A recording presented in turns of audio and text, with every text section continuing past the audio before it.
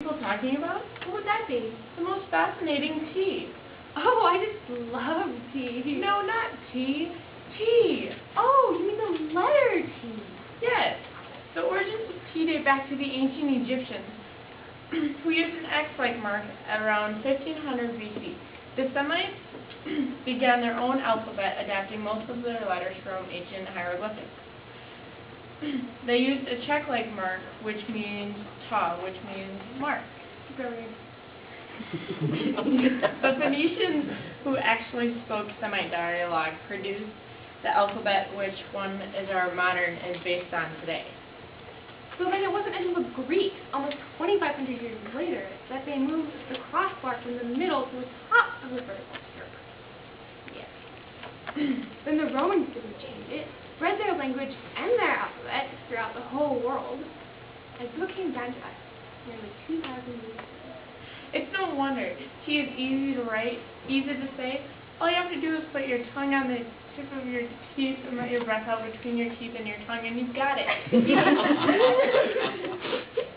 Of course, tea comes in all sorts of combinations, producing different combinations. For example, T, H makes, add AC in there, and you've got TCH as an itch. So then there's also TION, which would make a sh noise or a ch noise, like nation or question. You could even use silence. Did you know that T is actually the second most frequently used letter in the alphabet? With all those combinations, though, it's not surprising. Just think of all of the letters that contain a T. Tiny, table, Aztec, and even cat. Yeah. You know, even the written T can also come in many different forms. You have your capital T, and your small t, and your printed T, and your cursive T. Well, there's so many different languages that there has to be an alphabet for each language. Like Braille, the alphabet used by blind people is made up of patterns of small raised dots. The basic Braille cell actually looks kind of like a Lego. It's 2 dots wide and 3 dots high. For a T, it is the last dot in the first row, the 2 middle dots, and the first dot in the last row that are raised. Basically looks like that. Wow. Of course, there's also sign language, which is a visual alphabet employed by deaf people. They use their hands. Basically, for a T, you would make a fist and put your thumb between your first finger and your third finger. Wow. How do you know all this? Oh, I have a cousin who's blind and deaf. Well, Morse code can be visual and audible. It's an alphabet made up of dots and dashes that are put into different combinations to make the letter T. The dashes last longer than the dots. Someone who is skilled in Morse code can actually tell the difference. Speaking of codes, there is actually an international alphabet of code words.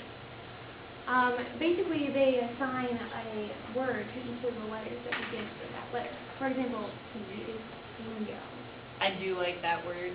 There's actually a good many alphabets that use signs or patterns for their letters. I was just thinking of the International Flag Code. The T flag has 1 red, 1 white, and 1 blue stripe, each running vertically. All of the flags have big bold patterns because they're used for nautical purposes. You have to see them from far away. Doesn't each letter have something besides? Doesn't each flag have a meaning besides its letter? Yeah, actually, when used before numerals, a T flag can mean indicate the local time, but on its own, it can mean keep away from me. I'm spiritual. Say, semaphore is another alphabet that uses flags.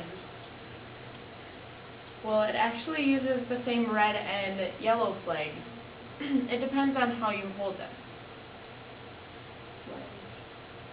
Oh. It basically looks like this. I always thought that it would make so much more sense for you just to hold your arms straight out. But it doesn't matter. It's still simple. Yeah. You know, some alphabets are written alphabets still look like other objects. Take the Arabic T, for example. On its own, it looks like a smiley face with its tongue sticking out. Yeah, it does. Whew. Well, I'm certainly thirsty after all, but I do enjoy our random little conversations. And I learned so much about the letter T today. Its history all the way from the ancient Egyptians. How you write it, how you say it, even what it looks like in different languages. I do enjoy them. I can't wait till next week. What?